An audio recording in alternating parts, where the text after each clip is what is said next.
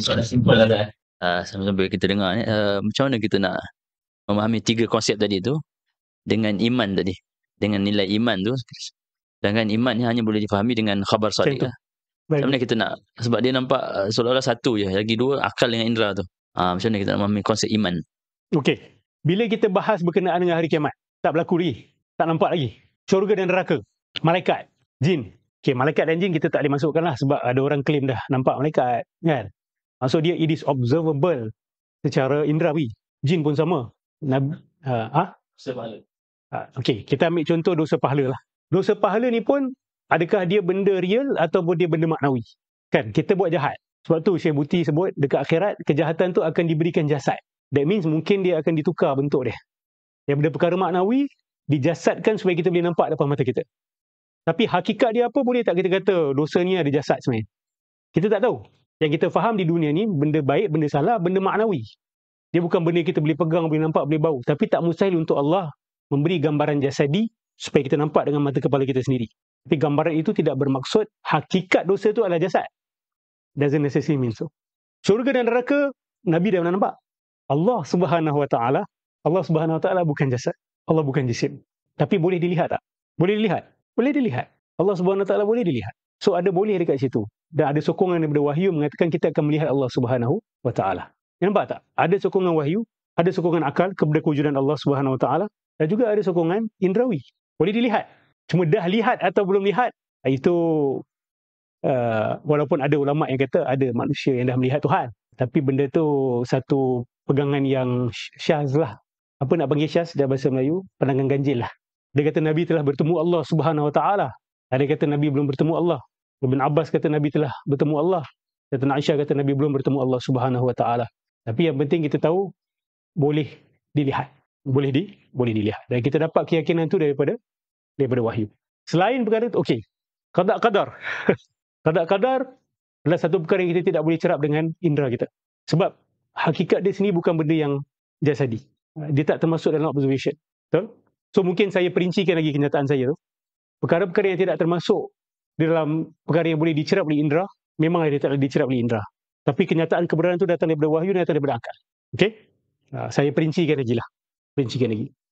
Tapi satu kenyataan yang telah disokong oleh ketiga-tiga ini, kita tak boleh nak nafikan dia. Kita tidak boleh nak nafikan dia. Tapi kalau perkara jasadi ataupun perkara jisim, atau bukan jisim, perkara yang bukan jisim, yang tidak boleh dicerap oleh indera kita, tak bermakna ia salah, selagi mana ia disokong oleh akal dengan wahyu. Sebab bukan semua benda berbentuk fizikal, kan? Ada benda yang non-physical. Thank you. You just you are sharpening my points. Ya, thank you. Oh, maknanya kalau kita lihat khabar sadiq ni, yang Al-Quran ni, boleh tak kita kata untuk membuktikan kebenaran Al-Quran tu, dengan kita buktikan fakta-fakta yang ada dalam Quran sesuai dengan indera dan akal kita, seperti keajaiban bahasanya, dengan bukti-bukti saintifiknya. Maknanya Al-Quran ni adalah sebagai satu ayat ataupun tanda. Yeah. Maknanya dengan memahami Al-Quran tu, selesailah tiga-tiga perkara tadi tu. Akal, indera dan khabar sadiq tu. Maksudnya Al-Quran ni memang betul jelas. Betul. Kebenaran dia. Cuma kebenaran Al-Quran tu pun bergantung kepada akal dengan indera kita. Betul tak? Lepas kita pastikan kebenaran Al-Quran, kebenaran Nabi SAW sebagai Nabi, lepas tu kita terimalah segala-galanya yang ada dalam Al-Quran tu. Tapi nak terima semua yang ada dalam Al-Quran tu, kita kena melalui proses pembuktian dulu. Seperti yang sahabat-sahabat Nabi pastikan dulu yang Nabi ni Nabi dulu. Dan dia nak pastikan Nabi tu Nabi, dia guna apa? Indera dia dan akal dia. Dia tak boleh kata, oh Nabi benar sebab Nabi kata dia benar. Tak boleh. Itu circular argument, tahu. Dia pastikan kebenaran Nabi Muhammad SAW dengan indera. Dia kena kenal Nabi Muhammad tu yang mana, kan? Kalau salah Nabi, salah lah. Kan? Abu Lahab dia kata Muhammad, dah pening lah. Indera dia kena sihat untuk dengar dan lihat dengan mata dia. Lepas tu dia guna akal fikiran dia. Mustahil Muhammad ni penipu. Mustahil Muhammad ni manusia macam kita. Mesti dia adalah seorang Nabi, mesti dia dapat sokongan daripada Tuhan. Menggunakan akal dia, mendatang kepastian kepada Quran ini pasti datang daripada Tuhan. Lepas tu bila dia baca Quran, terdapat dakwaan-dakwaan dalam Quran yang tidak boleh dibuktikan dengan indera. Percaya. Sebab dia dah melalui proses pembuktian dulu. Credibility Quran tu telah diterima sebagai 100%. Ini yang kita kata bahawa umat Islam ni bukan blind believer. Tapi bila dah kita percaya kepada kitab itu, kita percaya selagi mana ia tidak bercanggahan dengan axiom. Dan tidak ada satu pun dalam wahyu yang bercanggahan dengan axiom. Tidak ada satu pun. Ulama salaf dan khalaf, ulama Asy'ariyah dan ataupun Salafiyah ataupun mazhab-mazhab yang lain bersepakat bahawa wahyu tidak akan boleh bercanggahan dengan akal yang kita kata muhkam lah. Akal yang berbentuk axiomatic, dia tak akan boleh bercanggahan. Tentang konsep keesaan Tuhan, Ustaz, adakah termasuk dalam axiomatic principle tu? Tentang kewujudan Allah ni, Esa, As-Samad, As-Samadiyah, Ya. Al-Ahadiyah. Kalau kita tengok dalam konsep surat Al-Ikhlas tu, adakah dia bertepatan dengan Saya melihat benda tu sebagai axiom. macam Sebab tauhid ni dia cross cultural. Kita tanyalah mana-mana tamadun pun, dia akan kata bahawa there's actually one God dan dia ada dewa-dewa dia. Dia ada sokong-sokong, dia ada tuhan-tuhan kecil. Mesti ada Tuhan yang besar tu, mesti satu. Mesti satu. Kita tengok kepada tamadun Hindu ke, tamadun Greek ke, dia akan ada the greatest one. Yang lain tu diorang confuse nak namakan sebagai Tuhan ataupun dewa ataupun demigods. Sebab tu they have the term demigods. But it's not the God, dia ada demigod. That means dia tak setaraf. So satu, the creator is one ni adalah, kita boleh kata dia axiom. Kepada orang yang percaya kepada Tuhan, dia akan kata Tuhan satu. Itu yang saya pegang lah. Itu yang saya pegang. Kalau kita bina daripada axiom tu, kalau kita bina, sebab hari ni ada kajian psikologi berkenaan dengan kanak-kanak. Budak-budak ni, sebelum dia belajar apa-apa pun, dia dah tahu bahawa design can only come from a mind. Dia buat eksperimen ni, dia membuktikan. Budak-budak baby pun dah ada. That means it's axiomatic. Maksud dia mesti datang daripada mind, daripada minda. Budak-budak dah tahu dah, pokok ni bukan manusia yang buat. Kereta, orang buat. Kita tak kata baby lah, ni yang budak-budak. Walaupun tidak dijelaskan, dia dah tahu dah. Dia tak akan kata bahawa this is natural, this is created by man. So seolah benda ni dah ada.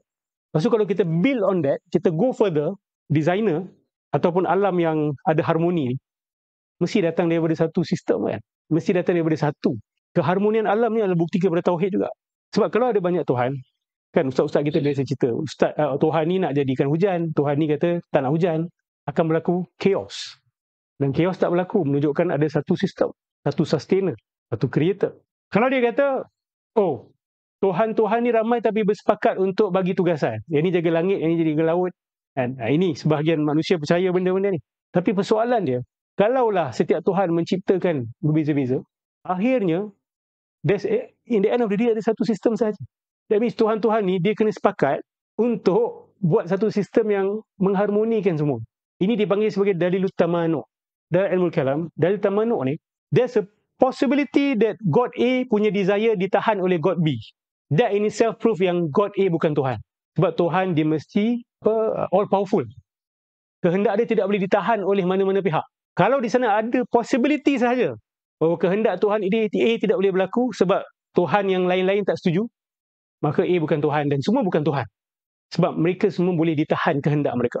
So dia tidak fit the definition of God. Itu dipanggil sebagai Dalil Tamanuk. Just because there's a possibility that their desire can be curbed, ditahan oleh pihak lain, maka mereka bukan Tuhan. Dan kalau perkara ini boleh berlaku, you will say chaos. That is why when you see polytheistic religions, dia akan cerita tentang peperangan di antara Tuhan. That is the natural conclusion. There will be war. And when there is war between gods, there will be chaos in the creation. Yes, some people may say, we see chaos in creation too. But no, if you go deeper, it's not chaos.